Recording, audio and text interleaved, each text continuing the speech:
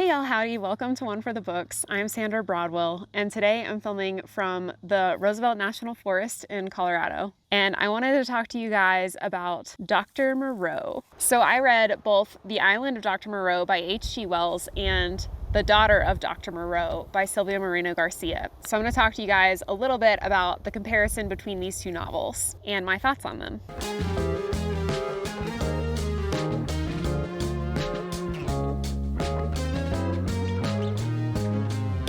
The Island of Doctor Moreau by H.G. Wells is one of the original science fiction stories.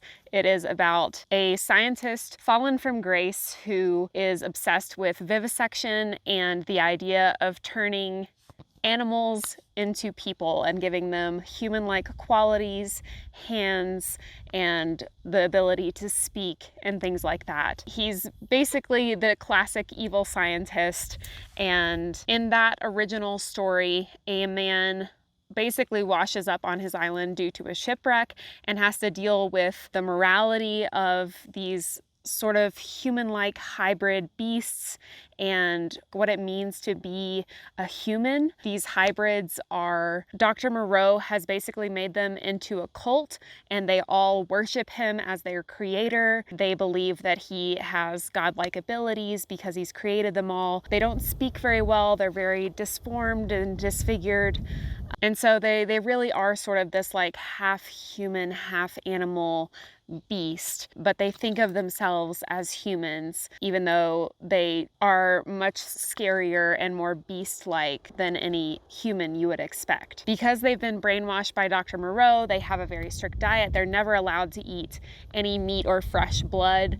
And when they do finally get a taste of blood, they basically start to question everything. A lot of them are basically like go mad, and they start rebelling against Dr. Moreau. And when he tries to take them back under control, he is murdered by the creatures that he created.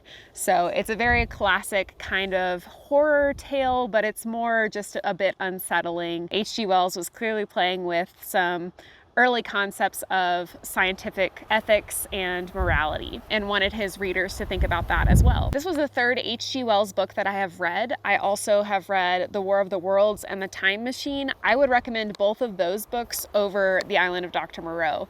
I like what H.G. Wells was trying to do here, but unlike his other books, I don't think it holds up as well under current scientific and ethical scrutiny. And it was just, even though it was only 100 pages long, it was a little bit slow to get through. Then in the last couple of days, I picked up The Daughter of Doctor Moreau by Silvia Moreno-Garcia, and I just finished that one earlier today. This book was published last year in 2022, I believe. So in The Daughter of Doctor Moreau, Silvia Moreno-Garcia took the basic concept of the story and took it in her own direction, which I really thought was well done. In this one, Dr. Moreau has a daughter. She lives with him, but instead of it being based on an island in the middle of the ocean, in the middle of nowhere, it's based on the Yucatan Peninsula in Mexico, and was also set during the 1890s, which was the time that H.G. Wells originally wrote The Island of Doctor Moreau. But she weaved in a lot of really interesting historical elements that were not present in the first book. There was a war that was happening on the Yucatan Peninsula during this time between the indigenous Mayan people and the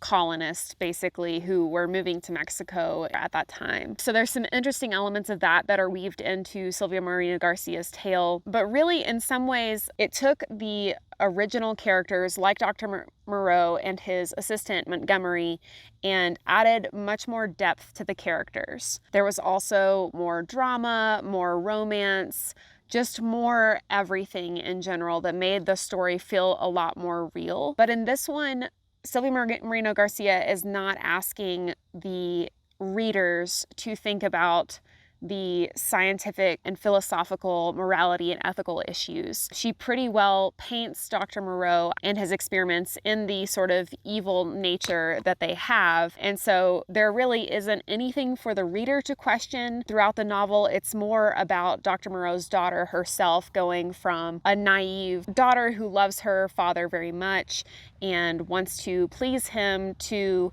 kind of coming to understand that things are not all what they seem. Silvia Moreno-Garcia also, I think, doesn't play around with the hybrids nearly as much as H.G. Wells did in his original tale. In his, they were much more monstrous. In The Daughter of Doctor Moreau, the hybrids really are very human, but they just have animalistic features. You know, it might be like a leopard person that walks on two legs but speaks perfectly and has very coherent thoughts, basically is the same as a person, but just looks like an upright animal in some ways and has, you know, fingers for doing things, basically. So there really is never a question in this novel about the humanity of these creations, because Dr. Moreau's daughter sees them as people, then they are treated as people in this novel. And so the drama from the story really is more of a coming of age tale, and Dr. Moreau's daughter herself learning more about the reasoning behind these experiments and how she was involved with them, and coming to learn basically that her father is not the great man that she thought that he was. So despite all that added depth and intrigue and drama and a little bit of romance, I really found this book to be lacking in terms of my personal interest.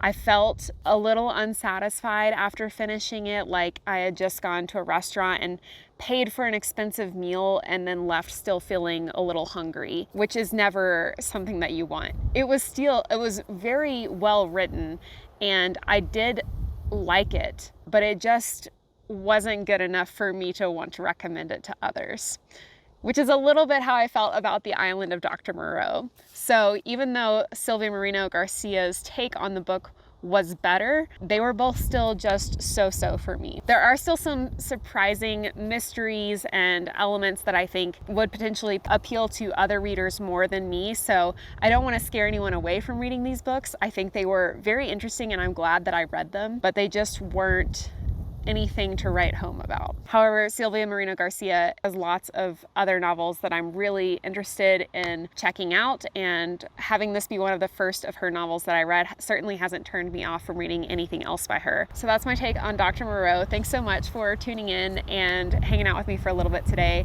Be kind, read books, and hit the subscribe button below for more bookish content to come. I'll see you next time.